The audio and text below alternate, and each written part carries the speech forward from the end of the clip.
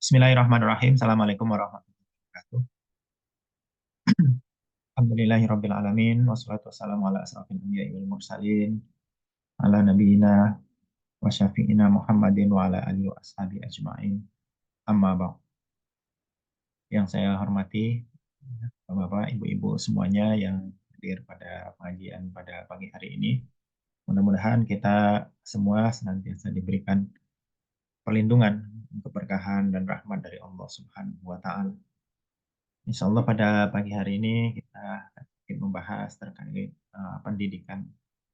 Alhamdulillah tentunya kita semua berada di lingkungan pendidikan ya, di lembaga pendidikan yaitu kampus ya, dan mungkin dari keluarga kita, anak-anak kita juga mungkin ada yang masih kuliah ataupun sekolah ataupun masih di TK atau berbagai tingkatannya.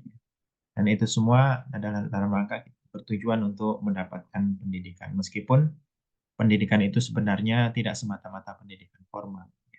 Bisa juga dari pendidikan-pendidikan yang informal. Tapi intinya pendidikan merupakan sesuatu yang penting. Nah, pendidikan merupakan investasi paling utama untuk masa depan. Jika ingin melihat bagaimana kondisi suatu umat, suatu bangsa di masa depan, maka salah satu faktor penentunya adalah kondisi pendidikan pada generasi sekarang. Ini sangat urgen. Kalau kita kaitkan dengan keyakinan kita, ya, dalam Islam misalnya sangat mendorong ataupun mengangkat kedudukan ilmu, ya. Dan bagi kaum muslimin sangat didorong untuk menuntut ilmu dan juga belajar karena dalam proses ya, untuk mendapatkan ilmu itu tentunya dengan belajar dengan melalui proses pendidikan tersebut ya, baik yang formal ataupun non formal tadi. Dan ketika kita bicara masa depan, maka masa depan yang baik itu ketika dipersiapkan masa depan itu salah satunya dengan pendidikan. Para orang tua tentunya menginginkan pendidikan yang terbaik bagi anak-anaknya. Bagi suatu negara tentu ingin mendapatkan pendidikan yang terbaik untuk warga negaranya. Ya. Maka ini adalah faktor penting. Ya. Dan kalau kita perhatikan di dalam Al-Quran, misalnya dalam surah An-Nisa ayat 9, ya, Auzubillahiminasyaitonirrajim, وَلْيَخْشَى الَّذِينَ لَوْ تَرَكُوا مِنْ خَلْفِهِمْ ذُرِّيَّةً ضِعَافًا خَافُوا عَلَيْهِمْ فَلْيَتَّقُوا اللَّهَ وَلْيَقُولُوا قَوْلًا سَدِيدًا. Yang artinya, dan hendaklah takut kepada Allah orang yang seandainya meninggalkan di belakang mereka anak-anak yang lemah, yang mereka khawatir terhadap kesejahteraan mereka. Oleh sebab itu, hendaklah mereka bertakwa kepada Allah dan hendaklah mereka mengucapkan perkataan yang benar. Kalau kita mentadaburi ayat ini, ya, kita memahami bahwa terkait generasi yang akan datang yang ditinggalkan ya, ataupun anak keturunan yang akan datang itu perlu dipersiapkan ya. Jangan sampai meninggalkan mereka dalam kondisi lemah. Kalau dalam berbagai tafsir disebutkan lemahnya dari sisi materi ataupun ekonomi, yang itu menyangkut kesejahteraan yang di dalamnya juga terkait dengan pendidikan. Karena kondisi ekonomi itu sangat terkait erat dengan pendidikan. Bahkan lembaga-lembaga sosial, lembaga zakat, ya, dan yang lainnya, ketika menghadapi ataupun mau menyelesaikan permasalahan kemiskinan itu salah satu faktor yang diperhatikan adalah terkait pendidikan. Karena dengan pendidikan itu bisa menjadi salah satu solusi ya untuk meningkatkan kesejahteraan mereka, untuk memutuskan ya rantai kemiskinan tersebut. Maka dalam didorong ya. Kalau dari sisi materi meninggalkan anak-anak tentu dengan warisan, ya, dengan materi, dan juga tidak sebatas itu, termasuk meninggalkan mereka dengan dibekali dengan pendidikan yang baik, dengan ilmu yang benar, ya, ilmu terutama hal-hal yang mendasar ya, terkait hal-hal yang sangat penting dalam agama, ya, terkait akidah, ya, terkait fardu ain dan yang lainnya, ditambah dengan keilmuan yang lainnya, termasuk skill-skill dalam menjalani kehidupan itu perlu dipersiapkan dan itu adalah tanggung jawab para orang tua, ya karena pendidikan utama adalah pada orang tuanya. Adapun lembaga pendidikan baik sekolah, pesantren ataupun universitas itu adalah yang membantu proses tersebut ya. Jadi ini menjadi concern bersama ya terkait masalah pendidikan, terkait generasi masa depannya dipersiapkannya melalui dengan pendidikan-pendidikan. Dan Kalau dilihat dari perspektif Islam, ada beberapa nilai yang harus dikuatkan ataupun diinternalisasikan dalam pendidikan. Meskipun misalnya pendidikan itu tidak semata-mata dalam pendidikan agama, ya. Pendidikan apapun, disiplin ilmu apapun, sebagai seorang muslim tidak boleh terlepas dari cara pandang ataupun nilai-nilai dari keislaman itu, ya. Dan nilai-nilai itu yang perlu dikuatkan. Ketika peradaban Islam ketika dulu maju, mereka itu ketika bisa memadukan, ya, nilai-nilai tersebut dalam berbagai disiplin ilmu, ya, mengintegrasikan, ya, integrasikan ilmu. Oleh sebab itu ketika dalam konferensi pendidikan Islam yang di Mekah tahun 1976, tidak salah tahunnya, atau 77, ketika para pakar pendidikan berkumpul, salah satu yang disimpulkan adalah untuk memperbaiki dunia pendidikan, ya, fokus kepada peningkatan ilmu, ilmu yang benar maksudnya, ya, ilmu apapun dasarnya adalah dasar nilai-nilai keislaman ini, yang beberapa poinnya yang pada pagi hari ini kita bahas. Yang pertama, nilai-nilai yang perlu dikuatkan atau diinternalisasikan ke pendidikan, ya, adalah nilai tauhid. Dan itu digambarkan di dalam Al-Qur'an. Ketika kita membaca surah Luqman, di antaranya, ya, wa qala Luqmanu libnihi wa huwa ya'izuhu ya bunayya la tusyrik billah. Inna syirka la zulmun adzim. Yang artinya, dan ingatlah ketika Luqman berkata kepada anaknya, ketika ia memberi pelajaran kepadanya, wahai anakku, janganlah kamu mempersekutukan Allah. Sesungguhnya mempersekutukan Allah adalah benar-benar kezaliman yang besar. Ini kisah Luqman, ya, yang apa namanya, di kisahnya itu dimasukkan di dalam Al-Qur'an, ya. Tentunya bagi yang membacanya harus mengambil pelajaran-pelajaran, terutama dari nilai-nilai pendidikannya. Ya, bahwa yang pertama yang ditekankan kepada anak-anaknya sebelum yang lainnya adalah masalah tauhid. Ini harus menjadi concern bersama, ya, bagi setiap muslim, ya, dimanapun berada, ya, kepada anak-anaknya ditekankan penguatan tauhidnya sejak sedini mungkin, sejak dari anak-anak, ditanamkan nilai-nilai tauhid yang kuat kepada. Meskipun nantinya ketika besar belajar pada ilmu apapun, ya, disiplin apapun, dan di lembaga pendidikan manapun, nilai tauhid itu harus dikuatkan. Karena tantangan dunia sekarang tuh luar biasa, ya. Yang apa namanya, dari pergaulannya, dari interaksi sosialnya itu luar biasa. Kalau penguatan tauhid ini tidak ditekankan, itu akan menghadapi masalah-masalah. Sudah banyak berbagai kasus ataupun contoh, ya, di masyarakat, ya, ketika seorang anak misalnya, orang tua tidak terlalu menekankan permasalahan ini, ketika ini menghadapi masalah. Misalnya ada yang paling ekstrim, misalnya sampai murtad. Padahal pendidikan anaknya itu tinggi, tapi semakin sekolah justru malah malah meninggalkan keyakinannya. Ada yang misalnya tidak sampai murtad tapi melanggar aturan syariat. Misalnya menerima pemikiran nikah beda agama, ya, yang antara perempuan muslimah dengan laki-laki non muslim itu kan tidak dibolehkan. Tetapi karena ini penguatan tauhidnya itu tidak terlalu ditekankan, sehingga pemahamannya tidak terlalu kuat, ya, seolah-olah itu hal biasa, padahal itu hal-hal yang fundamental. Dan kadang-kadang orang tua ketika menghadapi kasus-kasus ataupun permasalahan yang demikian itu tidak berdaya. Kenapa? Karena anaknya sudah berpendidikan tinggi, sudah pintar. Nah, ini yang perlu dikuatkan sejak sedini mungkin. Maka kita ketika mengajar di kampus, ya, di mata kuliah apapun, ya, di apa namanya, pendidikan apapun, ya, disiplin ilmu apapun, sebisanya nilai-nilai itu kita kuatkan, terutama bagi yang muslim, ya, supaya ilmu yang didapatkan itu betul-betul ilmu yang lurus, ya, yang nantinya akan bermanfaat baik bagi dirinya ataupun masyarakatnya. Menjadi ilmu yang benar, yang pondasi utamanya adalah nilai-nilai tauhid. Dan ini tentunya sejalan karena nilai-nilai Islam itu sifatnya universal, bukan hanya terbatas pada kelompok tertentu pada waktu tertentu, ya. Sifatnya universal. Ya, syariah itu eh, alamiah istilahnya. Alamiah itu universal, ya. Bahkan kampus itu, university itu dalam bahasa Arab itu jamiah. Jamiah itu universal, ya. Seharusnya ketika keluarga atau warga kampus itu adalah yang memiliki pemikiran yang universal dan berpegang pada nilai-nilai yang universal, dan itu terdapat pada nilai-nilai Islam. Kemudian nilai kedua yang perlu dikuatkan, ya, bagi setiap muslim adalah nilai-nilai adab, ya. Sebagian memaknakan adab secara singkat ya, terkait dengan sopan santun ataupun masalah akhlak tertentu. Padahal adab kalau dijabarkan lebih daripada itu.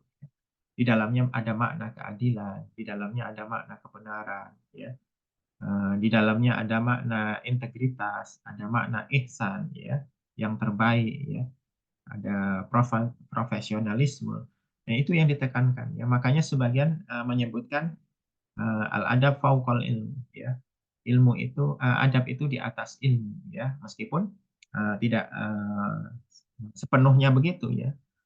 Sejajar lah, minimal sejajar, ya, bahwa untuk menjadi beradab itu perlu ilmu, ya, yaitu ilmu tentang adab. Nah, kalau kita kaitkan dengan dunia pendidikan, ya, salah seorang tokoh pendidikan, ya, Profesor Syekh Muhammad Hafid Al-Atas, ya, yang apa namanya, lahir di Bogor ini, ya, tapi di Malaysia sekarang, ya, yang mendirikan lembaga pendidikan ISTAD, ya. Beliau menyebutkan, ya, bahwa tujuan pendidikan itu adalah untuk melahirkan orang yang baik, to produce a good man, ya, untuk melahirkan orang-orang yang baik. Sebagian orang memahami bahwa pendidikan itu untuk karir tertentu atau untuk mendapatkan kesuksesan secara materi tertentu, padahal sejatinya pendidikan tidak demikian. Meskipun nantinya akan mendapatkan hal tersebut, tadi masalah karir, masalah materi dan yang lainnya, itu bukan final goal, ya, bukan tujuan utama. Bahkan dalam konstitusi kalau kita perhatikan bahwa pemerintah itu mengusahakan atau menyelenggarakan sistem pendidikan nasional yang meningkatkan keimanan dan ketakwaan serta akhlak mulia, ya, dalam rangka mencerdaskan kehidupan bangsa yang diatur dengan undang-undang. Bahkan dalam pendidikan nasional juga demikian, ya. Maka sudah seyogianya pendidikan kita harus mengarah kepada penguatan akhlak, ya, penguatan adab ini, ya. Menjadi pribadi-pribadi yang selain berilmu juga pribadi yang beradab, yang memiliki attitude yang baik, ya. Bahkan nanti dalam dunia kerja itu kan sangat diperlukan dalam organisasi, dalam company misalnya, dalam perusahaan. Tentu SDM-SDM yang diperlukan, bahkan di dalam kampus juga, tentu SDM-SDM bukan semata-mata yang memiliki ilmu, memiliki ijazah, memiliki sertifikat, tetapi juga orang-orang yang memiliki attitude yang baik. Ya, attitude yang baik itu bagian dari adab, ya, yang bisa melakukan segala sesuatu dengan benar, bisa menegakkan keadilan, ya, memiliki integritas yang tinggi, memiliki amanah, ya, tidak memiliki tanggung jawab yang tinggi. Itu kan nilai-nilai yang terkandung pada orang-orang yang beradab. Bahkan dasar negara kita, ya, sila yang kedua itu kemanusiaan yang adil dan beradab, ya. Dan adil dan beradab itu satu kesatuan, gitu. Karena dalam adab itu harusnya ada nilai-nilai keadilan, gitu. Adil itu kan sejatinya menempatkan sesuatu pada tempatnya, ya. Kalau dalam bahasa Arab itu i'ta'u bihaqqil haqqah, yang memberikan sesuatu pada tempatnya. Nah, orang-orang yang beradab inilah yang akan mendatangkan kebaikan. Dan ini sudah dipahami oleh founding fathers, ya, negara kita dulu, bahwa sebagai dasar negara ke depan, ya, Indonesia yang seperti apa, ya, kalau dikaitkan dengan Pancasila, orang-orang yang manusia-manusia yang adil dan beradab itu. Karena manusia-manusia yang adil dan beradab itu akan mendatangkan kebaikan dalam kondisi apapun, ya, di situasi apapun, ya. Akan menjadi masyarakat yang baik. Kalau dalam keluarga menjadi keluarga yang baik, menjadi guru yang baik, menjadi dosen, menjadi pejabat, menjadi polisi, ya, menjadi pedagang dan yang lainnya. Jadi diperlukan SDM-SDM yang baik ini. Ya, kalau tidak maka tunggu saja permasalahan-permasalahan yang dihadapi. Maka kita menjadi tidak aneh kalau misalnya ada hal-hal yang kadang-kadang tidak masuk akal, ya. Seorang penegak hukum justru melanggar hukum. Orang yang diberikan amanah justru tidak menunaikan amanahnya, tidak melakukan korupsi ataupun yang lainnya.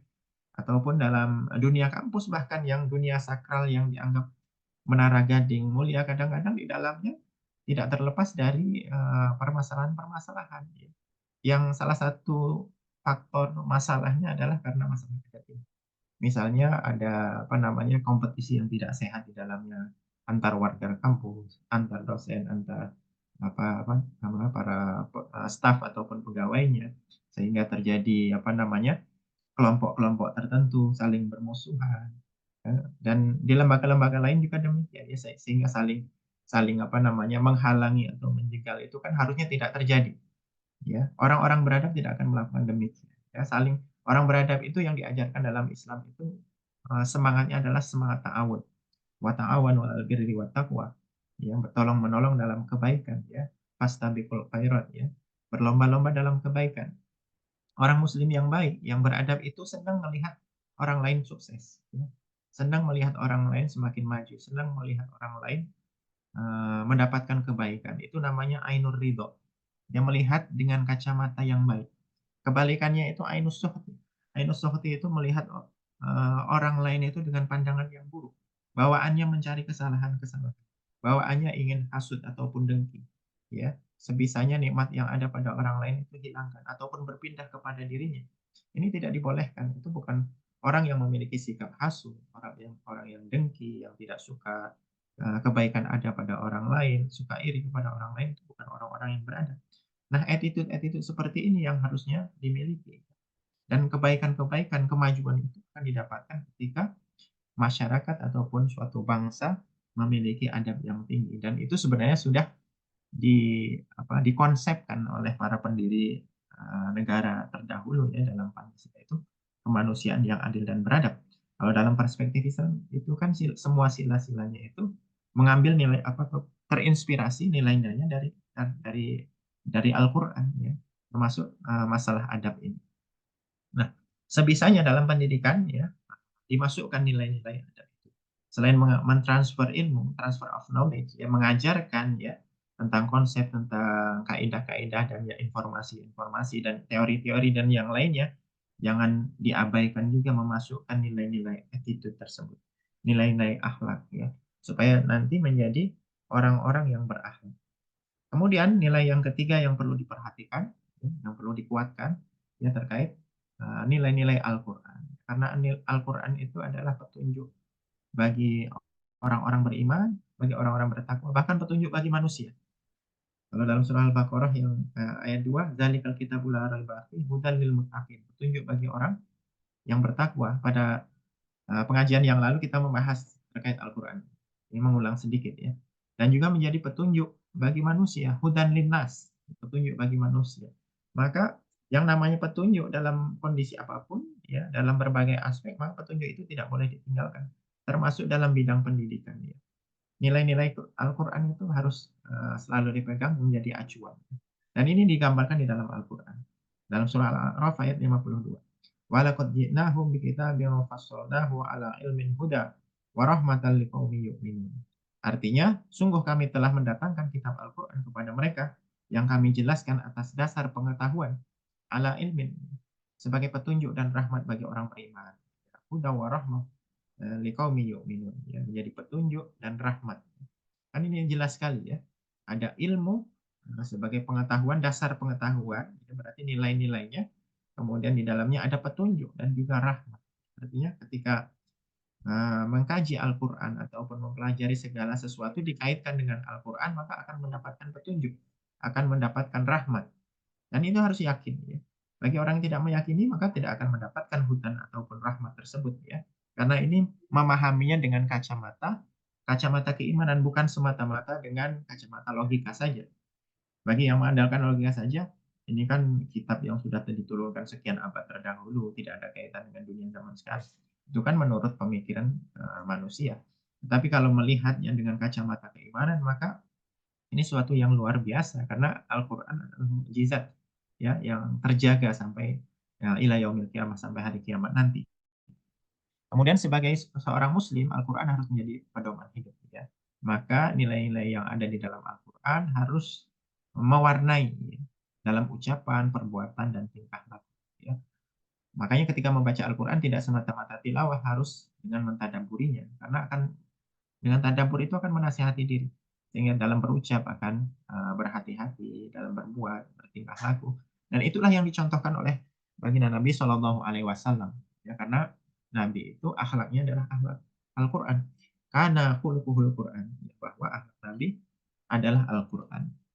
Kemudian, Bapak, Ibu-ibu semuanya, nilai yang keempat ya, yang perlu dikuatkan adalah terkait nilai sabar dalam berproses. Ya, memang sabar itu juga sangat umum, sangat universal. Dalam berbagai hal dituntut untuk kesabaran. Bahkan dalam pendidikan salah satu syarat menuntut ilmu, menurut Imam Syafi'i ya, itu adalah sabar, ya, memerlukan proses. Karena generasi sekarang itu tantangannya adalah generasi yang istilahnya apa, generasi stroberi ya, yang menginginkan segalanya serba cepat ya, menginginkan shortcut, ingin cepat semuanya ya. Padahal dalam pendidikan, dalam menuntut ilmu tidak bisa demikian, semua memerlukan proses. Ini perlu disampaikan kepada para mahasiswa, ya bagi guru kepada para siswa, bagi orang tua kepada anak-anaknya, harus selalu mementingkan proses itu. Dan Islam menitik beratkan masalah proses, bukan semata-mata hasil. Ketika menempuh proses dengan baik, maka pada ujungnya baik. Meskipun dapat ataupun tidak dapat yang ditujukannya, tetapi ketika menempuh proses yang baik, maka akan mendapatkan kebaikan. Bahkan dalam menjalani kehidupan ini, kita dituntut mengikuti proses yang baik. Jangan sampai melakukan dalam proses pendidikan itu hal-hal yang justru bertentangan dengan nilai-nilai kebaikan, nilai-nilai kebenaran, nilai-nilai keadilan, nilai-nilai adab yang tadi sudah kita bahas. Ya. Dan ini perlu diulang-ulang, disampaikan kepada generasi sekarang bahwa segala sesuatu itu perlu proses dan itu merupakan sunatullah. Tugas manusia adalah untuk memaksimalkan ikhtiar, berusaha, berusaha semaksimal mungkin ya dalam berbagai hal sesuai dengan kondisi. Bahkan Allah tidak memberatkan ya manusia sesuai di luar kemampuannya. La yukallifullahu nafsan illa wus'aha. Saya sering mengasih contoh-contoh kalau kepada mahasiswa ya dalam berbagai kesempatan ya. Kalau kita perhatikan ya kisah Nabi Ibrahim dengan keluarganya ketika ditinggalkan ya, istrinya ditinggalkan Hajar dengan bayi Nabi Ismail ketika itu dalam kondisi yang sangat memprihatinkan ya di tempat yang tandus, yang panas, yang ya, tidak banyak manusia, ya jarang manusia dan sumber air tidak ada. Ketika itu kan memerlukan air anaknya. Ketika itu menangis ya, kehausan. Maka istri Nabi Ibrahim, Sayyidah Hajar ya, melakukan usaha ini ya, yaitu melakukan sa'i dari Safa dan Marwah, berlari-lari kecil mencari air. Itu kan gambaran usaha ya, tidak semata-mata berdoa kemudian diam saja, tetapi berusaha dengan action ya, dengan kenyataan. Pada ujungnya apa? Allah akan memberikan pertolongan ya. Maka air itu memancar, air Zam-Zam itu memancar, bukan dari tempat larinya itu, bukan dari tempat sa'inya, justru air itu ada berdekatan dengan tempat bayinya itu. Nah, konsep mindset ini harus ditanamkan kepada para mahasiswa, kepada anak-anak kita ya, bahwa proses usaha itu tidak akan sia-sia ya, asalkan diikuti dengan baik, melalui proses dengan baik, dengan niat yang ikhlas dan selalu bermohon kepada Allah Subhanahu wa taala, ya, itu akan mendatangkan kebaikan-kebaikan. Ya, apapun hasilnya nanti akan mendatangkan kebaikan asalkan proses. Dan itu bagian dari melatih integritas. Dalam pendidikan itu perlu ditekankan ya, karena proses pendidikan yang panjang ya disebutkan sebagai tulus zaman. Syarat menuntut ilmu itu tulus zaman, yaitu panjang waktunya. Ya, terkait kesabaran ini ada di antaranya ya, ada banyak ayat yang menceritakan terkait kesabaran. Salah satunya ini, karena luar biasa termasuk yang ujungnya ya. Inna ma yuwaffas sabiruna ajrahum bighairi hisab. Ya. Sesungguhnya hanya orang-orang yang bersabarlah yang dicukupkan pahala mereka tanpa balas ya. Ini kesabaran itu akan mendatangkan kebaikan baik di dunia ataupun di akhirat. Sabar dalam pendidikan, sabar dalam mengikuti proses tadi, ya, yang proses yang panjang, dijaga prosesnya dengan baik, itu akan mendapatkan balasan dari Allah Subhanahu wa taala. Balasan yang terbaik tentunya ya. Tidak ada yang bisa menandingi balasan yang diberikan dari Allah Subhanahu wa taala.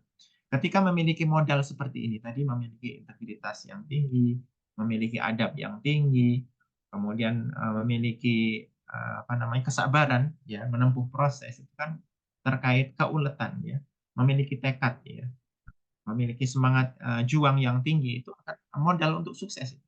Orang kalau sudah memiliki nilai-nilai itu insya Allah akan sukses di mana pun berada. Ya, karena modal-modal dasarnya itu sudah dimiliki. Ya, ini yang perlu diperhatikan ada 4 hal ya.